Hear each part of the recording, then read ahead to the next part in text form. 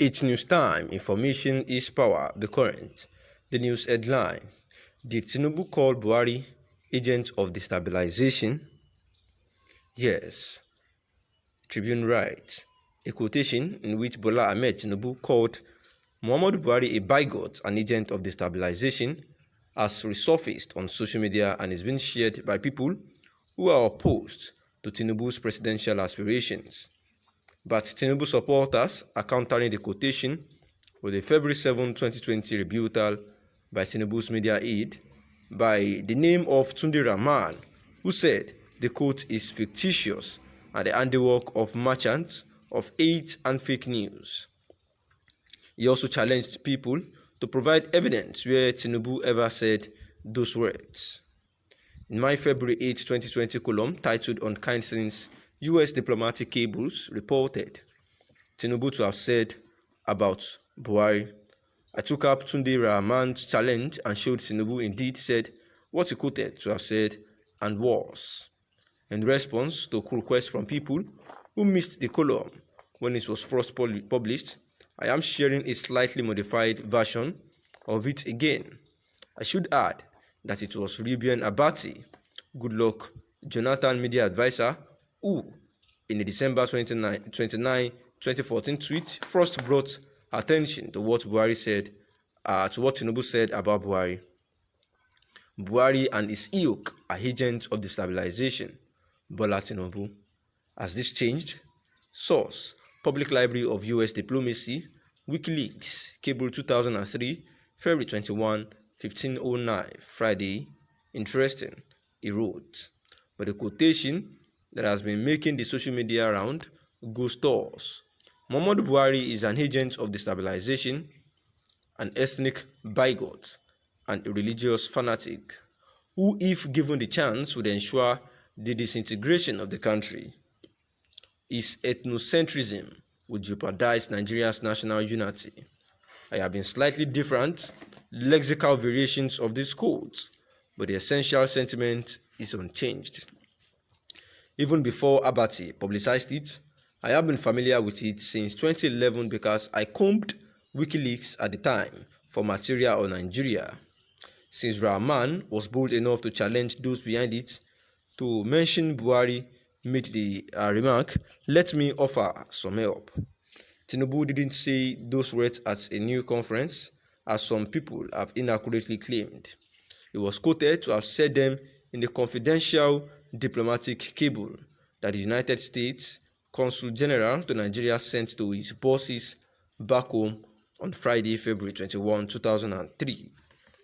We got to know this because in September 2011, WikiLeaks, the insurgent whistleblowing official secret spewing site, dumped a trove of 251,000 such confidential, unredacted cables that U.S. Embassy officials sent to the United States Department in Washington, D.C.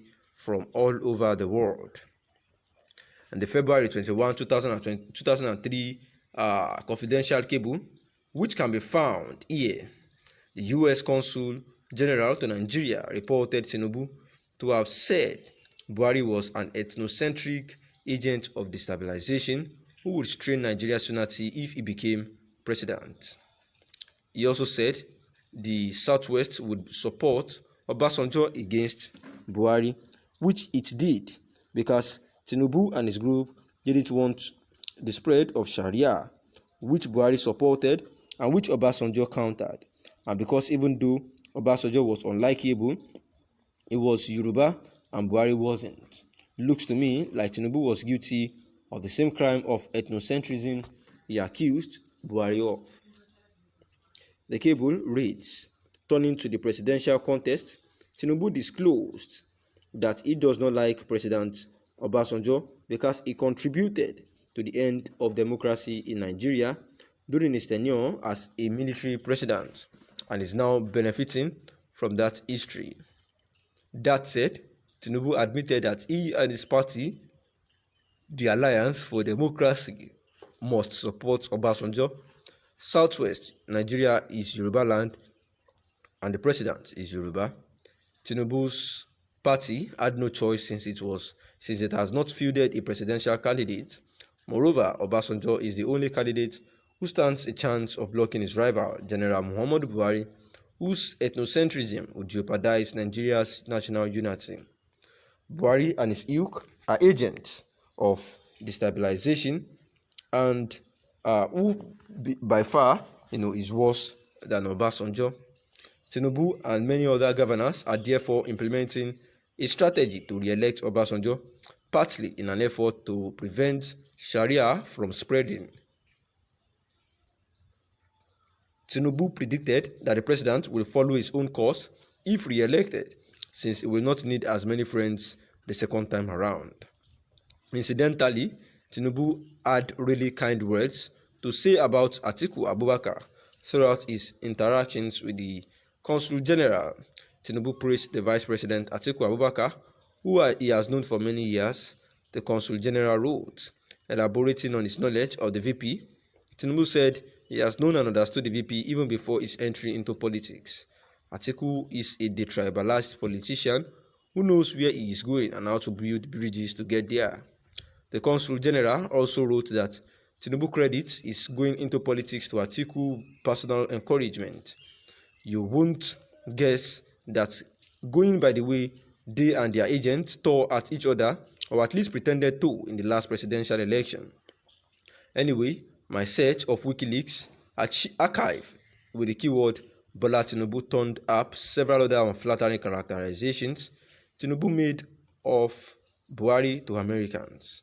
For instance, in September 14, 2005, Secret Cable U.S. Consul General Brian L. Brownie wrote that Tinubu wanted to be vice president to either Atiku Abubakar or Muhammadu Buhari, but was self-conscious of the perception that either option would present the country with a Muslim secret, and reiterated the sentiment that Buhari's perception as a religious zealot made teaming up with him unviable.